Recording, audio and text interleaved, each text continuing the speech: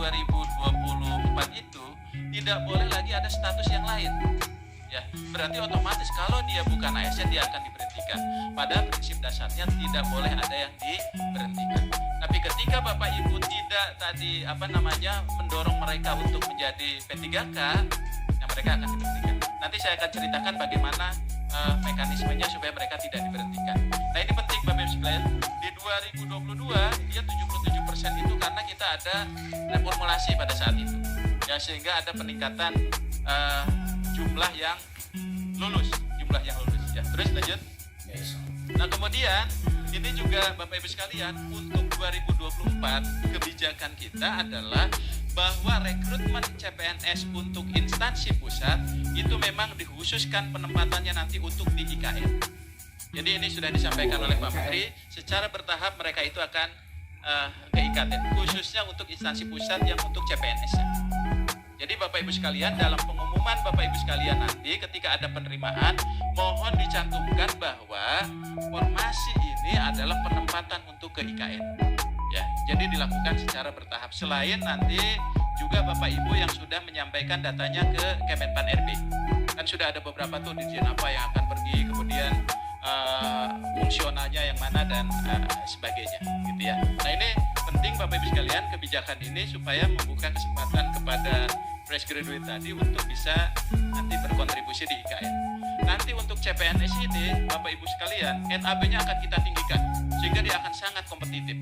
Karena kita sudah lama tidak tadi membuka untuk CPNS secara besar-besaran, ini kesempatan besar untuk Bapak Ibu putra-putrinya masuk menjadi PNS khususnya. Ya, nanti akan kompetitif sekali. Terus lanjut. Kemudian lanjut agak cepat karena waktunya. Nah, ini Bapak Ibu sekalian, ini skenarionya. Jadi kalau ada formasi nanti misalnya 10, ternyata yang melamar non ASN-nya itu ada 20, mereka tetap akan masuk ke situ. Tapi sebagian ternyata uangnya tidak cukup, maka dia akan diberikan kesempatan, tadi sampaikan Pak Menteri, yang 10 itu masuk, yang 15 ini menjadi P3K paruh waktu, tapi sesungguhnya dia sudah dikasih NIP dan sebagainya. Jadi ada legalitasnya. Jadi ketika ketemu di Desember 2024, status mereka itu sudah P3K. Tapi bayarannya tetap sesuai tadi selama ini mereka dibayar dulu.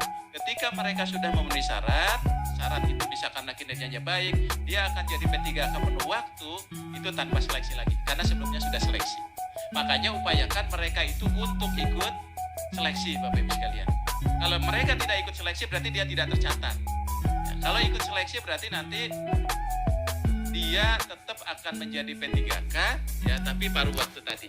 Dan diberikan NIP ya. Ya. Jadi jangan takut Bapak Ibu sekalian, katanya ini kalau ada penuh waktu paruh waktu, jangan-jangan yang paruh waktu NIP-nya juga separuh. Enggak Pak, tetap diberikan NIP penuh. Ya. Nah, oleh sebab itu yang penting ada legalitas hukumnya bagi mereka. Ya, legalitas hukumnya ada bagi mereka sehingga mereka tinggal nunggu aja ya. Jadi karena tidak boleh prinsipnya ada yang diberhentikan. Terus lanjut. Kemudian ini formasi untuk terus aja ini penempatan untuk ini. Nah, ini Bapak Ibu sekalian, progres usulan kita rupanya Pak Deputi Pak Armen masih 50% ya. Padahal harapannya kita ingin menyelesaikan tenaga non ASN. Ya, lanjut kalau kita lihat datanya. Nah, ini baru 1,2 padahal yang disiapkan itu 2,3 juta.